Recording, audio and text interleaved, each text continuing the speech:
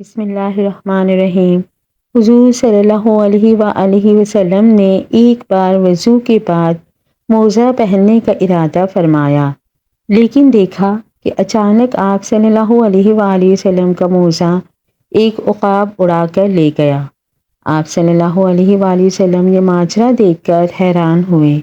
تھوڑی ہی دیر کے بعد آپ صلی اللہ علیہ وآلہ وسلم نے دیکھا کہ عقاب نے موزے کا منہ زمین کی طرف کیا، جس سے ایک سیاہ سانپ گرا۔ اس عمل کے بعد عقاب نے موزہ حضور صلی اللہ علیہ وآلہ وسلم کے خدمت میں پیش کر کے عرض کیا، یا رسول اللہ صلی اللہ علیہ وآلہ وسلم، میں نے اپنی اسی ضرورت سے گستاخی کی تھی کہ اس کے اندر سانپ گھسا ہوا تھا۔ مجھے اللہ تعالیٰ نے آپ صلی اللہ علیہ وآلہ وسلم کی حفاظت پر مأمور فرمایا، ورنہ میری کیا مجال تھی کہ آپ صلی اللہ علیہ وآلہ وسلم کے حضور ایسی بے ادبی کرتا۔ حضور صلی اللہ علیہ وآلہ وسلم نے اللہ تعالیٰ کا شکر ادا کیا اور فرمایا، ہم نے جس حادثے کو باعث صدمہ سمجھا وہ دراصل باعث رحمت تھا۔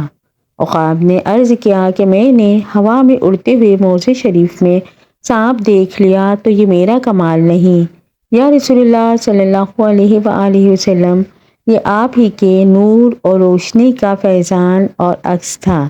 حضور صلی اللہ علیہ وآلہ وسلم کی بارگاہ اقدس میں ایک کافرہ عورت بچہ اٹھائے بغرض آزمائش اور امتحان حاضر ہوئی، لیکن اللہ تعالیٰ کے حکم سے اس کے گود میں 2 ماہ کا دودھ پیتا بچہ بولنے لگا اور کہا، یا رسول اللہ صلی اللہ علیہ وآلہ وسلم، السلام علیکم، ہم آپ صلی اللہ علیہ وآلہ وسلم کے خدمت اقدس میں حاضر ہیں۔ بچے کی ماں کے چہرے کا رنگ زرد ہو گیا اور غصے سے کہنے لگی، خاموش ہو جاؤ، یہ گواہی تیرے کان میں کس نے سکھا دی؟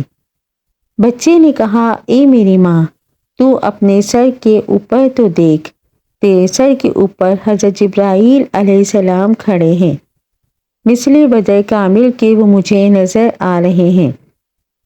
وہ فرشتہ مجھے وصف رسول صلی اللہ علیہ وآلہ وسلم سکھا رہا ہے اور کفر و شرک کے ناپاک علوم سے خلاصی اور رہائی دلا رہا ہے۔ حضور صلی اللہ علیہ وآلہ وسلم نے فرمایا، اے بچے، یہ بتا کہ تیرا نام کیا ہے؟ بچے نے کہا، میرا نام اللہ تعالیٰ کے نزدیک عبدالعزیز ہے، مگر ان مشرکوں نے میرا نام عبدالعزیٰ رکھا ہے۔ اس پاک ذات کے صدقے جس نے آپ کو پیغمبری بخشی، میں اس عزیٰ بت سے پاک اور بیزار اور بری ہوں۔ حضور صلی اللہ علیہ وآلہ وسلم نے جب مسجد نبوی بنائی تو اس میں منبر نہیں تھا۔ مسجد کے اندر کھجور کا ایک تنا تھا، اس کے ساتھ ٹیک لگا کر آپ صلی اللہ علیہ وآلہ وسلم خطبہ دیا کرتے تھے۔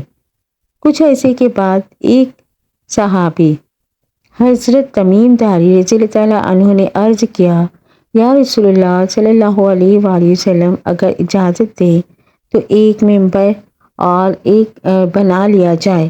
آپ صلی اللہ علیہ وآلہ وسلم نے اجازت دے دی، چنانچہ ایک منبر بنا لیا گیا۔ اگلی دفعہ جب خطبہ دینے کا وقت آیا تو آپ صلی اللہ علیہ وآلہ وسلم منبر پر کھڑے ہو گئے اور خطبہ دینا شروع کر دیا۔ تھوڑی دیر کے بعد کھجور کے اس تنے میں سے اس طرح رونے کی آواز آنے لگی جیسے کوئی بچہ بلک بلک کر روتا ہے۔ سب لوگوں نے حیران ہو کر اس تنے کو دیکھا۔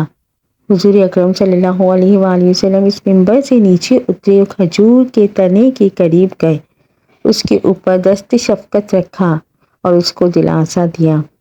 حدیث کی کتابوں میں لکھا ہے کہ حضور صلی اللہ علیہ وآلہ وسلم نے اس کو گلے سے لگایا، تب وہ تنا اس طرح چسکیاں لیتے ہوئے چپ ہوا جیسے کوئی بچہ اپنی ماں کے سینے سے لگ کر چپ ہو جاتا ہے۔